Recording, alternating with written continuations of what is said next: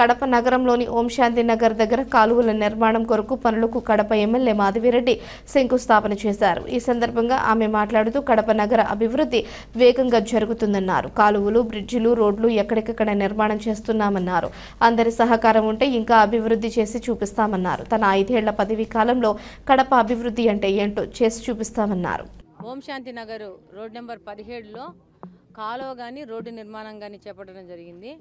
2 వర్కుల కింద కాలువ 7 లక్షల కింద, అలాగనే రోడ్డు ప్లస్ కాలువ 10 లక్షల కింద 17 లక్షలతో ఈ వర్క్ మొదలు పెట్టడం జరిగింది.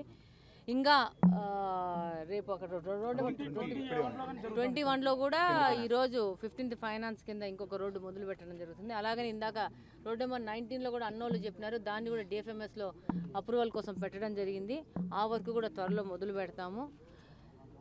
కూటమి ప్రభుత్వం వచ్చినాక కడప అభివృద్ధి మాత్రమే లక్ష్యంగా పనిచేస్తున్నాము. ప్రతి ఒక్క చోట ఒకటే ఏంటంటే మనకి ఫైనాన్షియల్లీ గత ప్రభుత్వం యొక్క తప్పిదాల వల్ల ఇబ్బందుల్లో ఉన్నాము. అదే ఆ ఇబ్బందులు లేకపోయింటే ఈరోజు ప్రభుత్వం నుంచి పెద్ద ఎత్తున స్పెషల్ ఫండ్స్ తీసుకొచ్చిండే వాళ్ళము. ఇబ్బందుల్లో ఉన్నాయి, ఎన్ని అధిగమించి కడప అభివృద్ధి దిశగా పయనిస్తాము. మీరు ఇప్పుడే చూసి ఉంటారు, షామిరియా లా కాలేజ్ బ్రిడ్జ్ కూడా స్పెషల్ జీవోలు తెచ్చుకొనేసి వాటిని కూడా మొదలు పెట్టడం జరిగింది.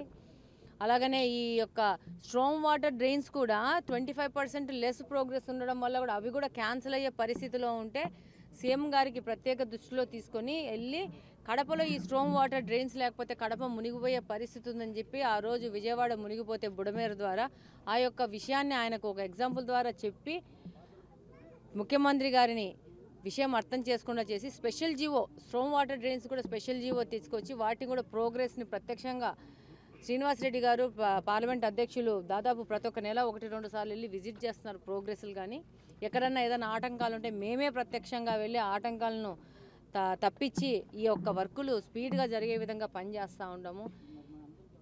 ఏది ఎవరు ఎన్ని మాట్లాడినా, ఎన్ని అవాకు చెవాకులు మాట్లాడినా కడప అభివృద్ధి ప్రధాన లక్ష్యంగా పనిచేస్తూ ఉన్నాము. ఫండ్స్ తెచ్చుకోవడంలో కూడా అంతే కష్టంగా పనిచేస్తున్నాము. అక్కడ కూడా ఎనిక్కిపోయే పరిస్థితి లేదు. రేపు వచ్చే కార్పొరేషన్ ఎన్నికల్లో కడప అభివృద్ధిని కాంక్షించే ప్రతి ఒక్కరు కూటమి సంబంధించిన అభ్యర్థులకు ఓటేసేసి కడప కార్పొరేషన్ కూడా కూటమి ప్రభుత్వ ఆధీనంలోకి తీసుకొస్తే డబుల్ ఇంజన్ సర్కార్ లాగా ఈ యొక్క కడప అభివృద్ధి ఇంకా స్పీడ్గా వెళ్ళే పరిస్థితి ఉంది. ఈరోజు మీరు అందరూ గమనిస్తూ ఉండరు, గత 15 నెలల నుంచి ఏ విధంగా ఈ యొక్క మాజీ మేయరు ఎన్ని అడ్డంకులు సృష్టించినాడో, ఎన్ని అవాంతరాలు సృష్టించినారో మీ అందరికీ తెలుసు.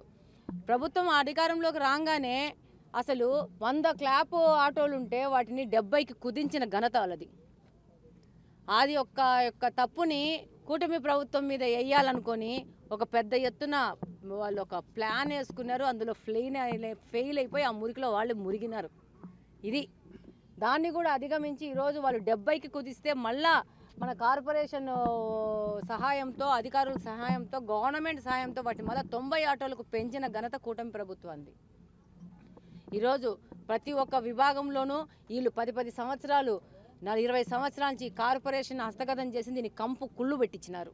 వీటినన్నిటినీ కడిగి క్లీన్ చేసుకొని అన్ని సిస్టమ్స్ని సరి చేసుకొని ముందుకు పోవాలంటే రేపు కార్పొరేషన్ కూడా కూటమి ప్రభుత్వ ఆధీనంలోకి వచ్చేసి, అలాగనే మనం ఇక్కడ ఉన్నాం ఎమ్మెల్యేగా, 2 కలిపేసి ఇంకా స్పీడ్గా ఈ యొక్క వర్కులను ముందుకు తీసుకుపోయి కడపలో ఉన్న సమస్యలన్నీ పరిష్కరించే దిశగా మనం ముందుకు పోవాలంటే ప్రజలు రేపు పెద్ద ఎత్తున మన క్యాండిడేట్లను గెలిపించి, కూటమి సంబంధించిన క్యాండిడేట్లను గెలిపించి ముందుకు పోవాలని కోరుకుంటూ